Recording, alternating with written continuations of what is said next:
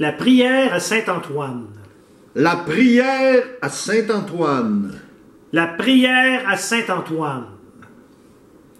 La prière à Saint-Antoine dit certes, elle se fait la bouche ouverte, et ensemble, et elle ressemble au vieux chant, autant qu'à un atermoiement. Saint-Antoine, qui sans peur entendra ce cœur, hétéroclite, bronchera sur le tas. Zénon et Héraclite en seront autant que ce fessu faisant une fellation à je ne sais quel perceau indéfinissable, ou l'avalant, tandis qu'on lui perce un ciboulot, inclassable, trémolo, immanente chorale, consciencieuse et amorale, nous nous tournons idoines, tous dans la même direction, et Saint-Antoine, nous te prions. Alors, Claude Bolduc. Bonjour. Pourquoi prie-t-on Saint-Antoine? Saint-Antoine, bon, la tradition chrétienne dit qu'on le prie pour une anecdote, curieusement, pour rapporter les objets volés. Mais ça, c'est une autre histoire. Dans mon cas, eh bien, je prie Saint-Antoine comme le faisait avant moi ma mère et ma fille après moi. Et tout ça, cette vénération est venue dans ma famille, de mon grand-père maternel. OK, donc Saint-Antoine est un saint familial. Oui, c'est le saint familial, finalement.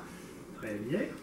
Alors, il y a quand même de l'action dans ce tableau, comme je l'ai évoqué dans le poème. On a une scène de fellation assez probante, qui répond d'ailleurs un peu à l'érection très intense du Christ quand il se fait trahir par Judas. Finalement, malgré vos inspirations religieuses, vous faites de la peinture profane. Oui, sûrement pas exclusivement religieuse, ça va de soi. Ça quand même que je voudrais le cacher ou dire le contraire, je pense que je me heurterais à un mur. Pour en venir à la sexualité, mettons dans cette peinture, très précisément, à la fellation en question, qu'on peut voir ici, ça m'a été inspiré par un fait qui est assez cocasse, c'est que en fait je suis arrivé à Padoue, alors que j'ai visité l'ermitage de Saint-Antoine à Padoue en Italie. La bâtisse est comme représentée en arrière-plan. Et j'avais comme une idée que la ville de Padoue, c'était comme une ville qui allait être très religieuse et tout. Alors que quand je suis arrivé là, tout près de l'enceinte de l'ermitage ou de l'église, de la cathédrale, je ne me souviens plus du terme qu'on employait, eh bien, il y avait plein de prostituées. Il y avait des vendeurs du temple énormément aussi, des gens qui vendent des bondieuseries, des petits chapelets, des ci, des ça. On était interpellés à la fois par les bondieuseries des gens qui vendaient des trucs, et à la fois les prostituées. C'était terriblement troublant. Alors, dans l'état d'esprit où j'étais, très pieux, avec ma maman et ma fille, parce qu'on l'a visité à trois, ça n'a pas pu faire autrement quand j'ai fait le tableau de rajouter une de ces prostituées-là. Il y a eu un choc. Ben, c'est ça. C'était puis aussi, il y avait quelque chose de beau là-dedans. Parce que la sexualité, c'est la vie. Puis, il y a une sorte de désespérance dans la prostitution. Et j'ai bien l'idée que sa main veut arracher le sein. Ça lui rentre dans le poitrail de Saint-Antoine. Le sang coule, sa main est à l'intérieur, il y a comme une désespérance dans cette icône ici. En tout cas, c'est certain que le parvis devait ressembler à une œuvre de Bolduc s'il y a eu ce choc.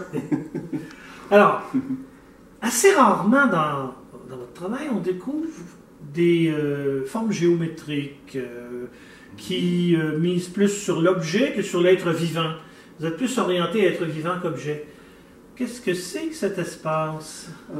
Quand j'ai peint ce petit, parce que en fait, non seulement il est important, ce que je veux dire, il est comme intrus dans cette toile, mais je l'ai placé au centre. C'était pas non plus innocent, parce que mon grand-père, comme je viens de le dire, est le relais à Saint-Antoine jusqu'à moi, le grand-père qu'on voit ici dans la toile.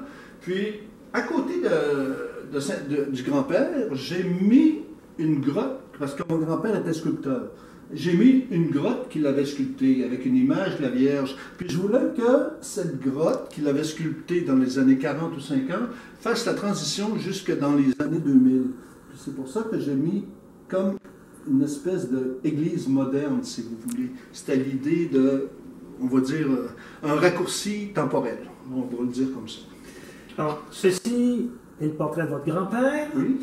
Y a-t-il d'autres portraits dans cette toile? Ah oui, oui. Bon, ici, il y a un autoportrait d'ailleurs. Cette petite portion de toile, c'est l'autoportrait que j'utilise pour m'identifier sur Facebook. Le tout petit carré qui est ici. Juste à côté, il y a ma fille qui m'accompagnait. Et ici, il y a ma mère qui m'accompagnait. Puis on a, chacun des trois, nous avons notre ange de mort sur l'épaule. Parce que j'aime bien imaginer qu'on a toujours notre ange de mort qui nous suit partout. Oui, c'est ça. Les trois oiseaux que vous voyez, là, c'est les anges de mort. Très bien. Merci beaucoup, M. Bolduc.